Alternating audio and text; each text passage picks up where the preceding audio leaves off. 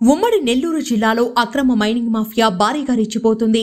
పొదలకూరు మండలంలోని తాడిపత్రి సమీపంలో అనుమతులు లేకుండా భారీ ఎత్తున తెల్ల బంగారాన్ని అక్రమార్కులు లోడేస్తున్నారు. పెద్ద పెద్ద హిటాచీలతో తెల్లరాళ్లు పగలగొట్టి ఎత్తుకెళ్తున్నారు.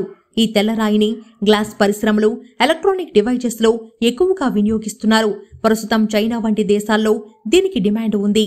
దీంతో టన్ను 50 నుంచి 60,000 రూపాయలకు అమ్ముతున్నారని టీడీపీ నేతలు ఆరోపిస్తున్నారు.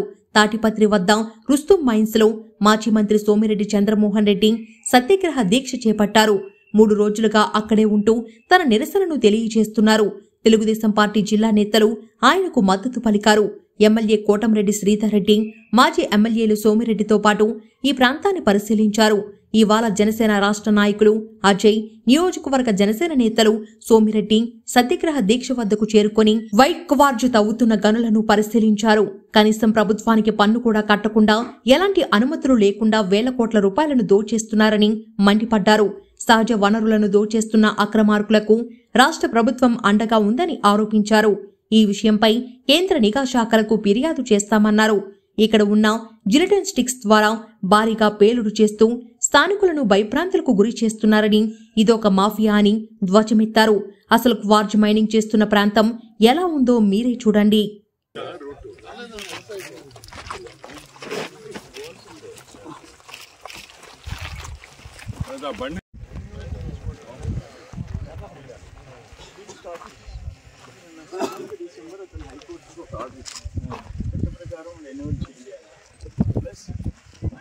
Police take strict action against illegal mining.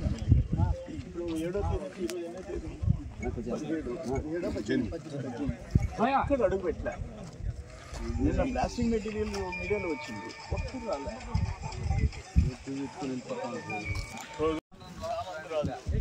రాజు సామంతరాజు జగన్ అన్న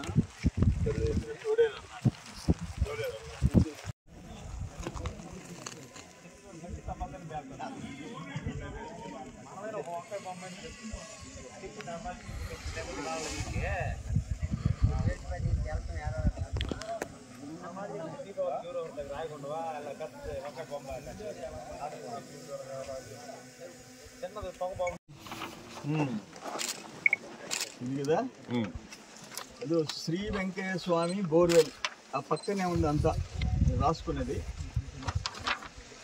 ఇది పరిస్థితి. మెటీరియల్ ఏడుంది, మన ఎదురుగా వెహికల్ ఉంది.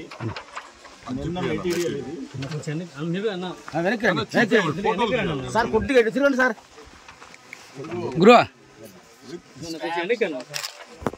స్టాంప్స్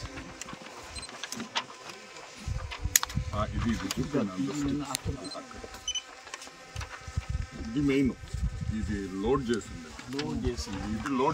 బండిలో. ఇది మీరు ఇటు వస్తే ఫోటోలో ఇస్తుందా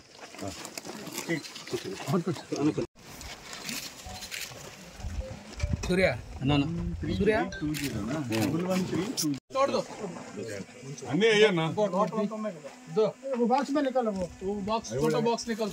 ఏదైనా ఒకటే కదా, ఏదైనా అన్ని ఒకటే.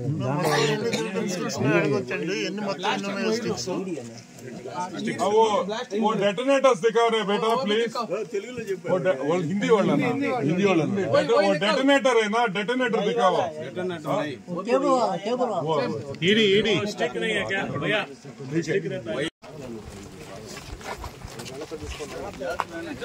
ठीक है.